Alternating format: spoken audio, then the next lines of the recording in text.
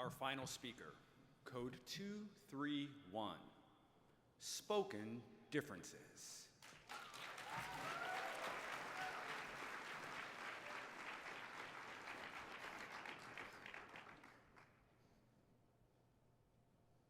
Over the summer, I worked at a water ice stand.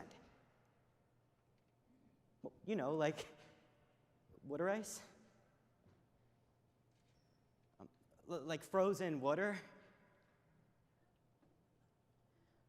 W-A-T-E-R? H2. Oh. Water. I'm sorry, if you couldn't understand my accent, I'm from Philadelphia. To you, it might be called Italian ice or a snow cone, whatever that is, but in Philly, water ice is a staple in the summer. Philadelphia is notorious for having its own language. Jawn, J-A-W-N, means literally anything. John's, John, oh, John's. It's a noun, it's a verb, it can even be an adjective. But the differences don't end with John, however. What do you call the long sandwich with deli meat, lettuce, and tomatoes? Maybe a hero, a grinder, a sub? Yeah, no, that's a hoagie. But don't even get me started on what to call the sugary carbonated drink that we all know and love.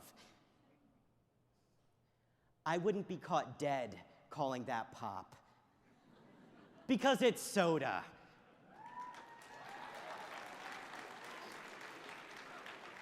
And let me know why some parts of the country call everything Coke. What, you have Sprite Coke, Pepsi Coke, Coke Coke? I mean, in Philly, we might call Sprite a John, but we certainly aren't calling it a Coke. In the end, all humor aside, these are just words used to achieve the same purpose. No word is actually superior to another. The United States has numerous accents based on geography, but this tendency to use completely different words to achieve the same purpose reveals something much deeper than just an accent: a dialect. These local languages boil down to much more than just regional preference. They can form our identities and become crucial to understanding each other. Viorica Marion, psycholinguist and professor at Northwestern University, even argues that understanding dialects can help chip away at the endemic racism that permeates this country. So today, let's get a deeper understanding of our individual vernaculars by first exploring what a dialect truly is. Next, we'll answer the question, how do dialects form? Before finally exploring the implications of dialect discrimination. Because in a country that champions cultural diversity, word choice still proves to be an issue. Okay, I get it. The Philadelphia dialect may not be the most eloquent, but did you really expect the city best known for booing Santa Claus, debating over which local cheesesteak place is the best, and greasing up our polls to prep for the big game to sound pretty? But what exactly makes the way that I speak a dialect? Well, according to linguist Edward Vaja, a dialect is a specific set of grammar or vocabulary used by a distinct sect of people set off by some factor, either geographic or social. Now, it's in this definition that the difference between a dialect and an accent becomes extremely clear. An accent is all about pronouncing the same word differently. A dialect, on the other hand, uses completely different words to achieve the same purpose. In Philly, we might say, yo, draw me those Johns they're jawing in. Whereas the locals here in Fort Lauderdale might say, pass me the chips, they're tasty. According to Professor Robert Delaney, there are 24 distinctive dialects in the United States. Among those 24 include Pacific Northwest, Coastal Southern, which would be the most common dialect here in Fort Lauderdale, and New England Eastern. Now, New England Eastern contains Maine, which has a dialect all of their own. According to the YouTube channel Talk Like a Maina, instead of saying yes, Mainers say, "Eya, eya." Woof, woof to you too, sir. I am sorry, that is not English, but the differences don't end here. This YouTube channel is littered with videos explaining common Maine phrases to all 89 of their subscribers. Or in other words, the entire population of Maine. Now, this map also includes Gullah, a Creole language developed in the 18th century, spoken by 250,000 African Americans in the coastal regions of Georgia and South Carolina. Historically, Gullah allowed slaves that came from a multitude of different regions and vernaculars to unify in a time when their agency was stripped from them under a form of their own English.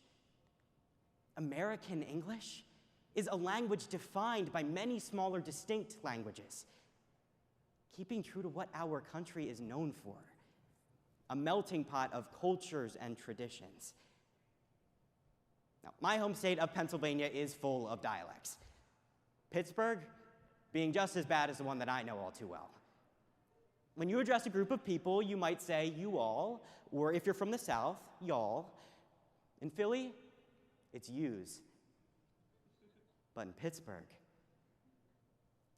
it's yins. Said affectionately by a group that refers to themselves as yinsers. I know. Hard to listen to. But it also doesn't make any sense. But what allowed these vast differences to originate? Well, a dialect can form in one of two ways: geography and social groups. According to James Lantoff, linguistics professor at Pennsylvania State University, isolated areas form dialects when they have no contact with any other region. Entire words, languages, and vernaculars can grow and evolve independently. In New Orleans, a city that was once isolated by the topography of Louisiana, differences in their language quickly emerged. A sidewalk became a banquette, spelled with a Q, borrowing from their French roots.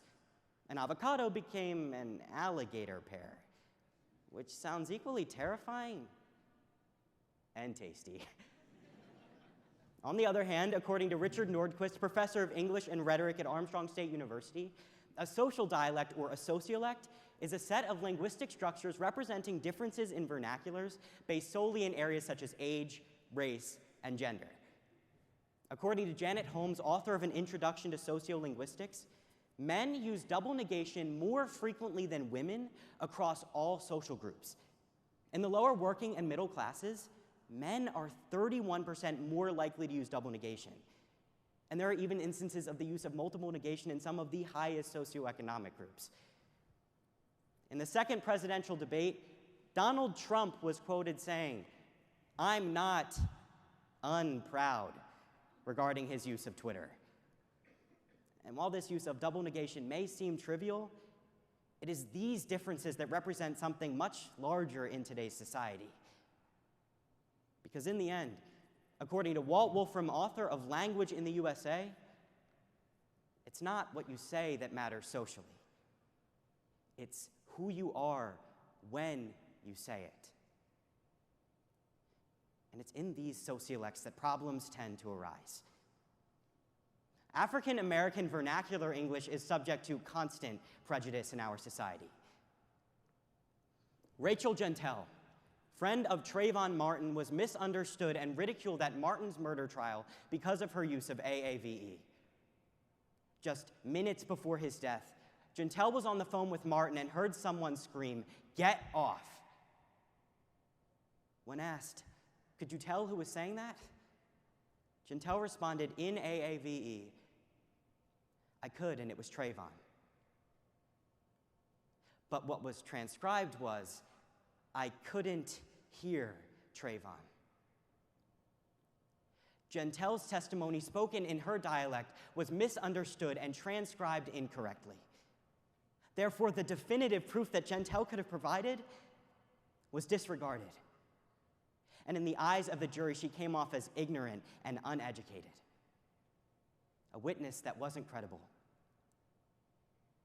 All of this contributed to the acquittal of George Zimmerman. On social media, Gentile was ridiculed for her ungrammatical blather.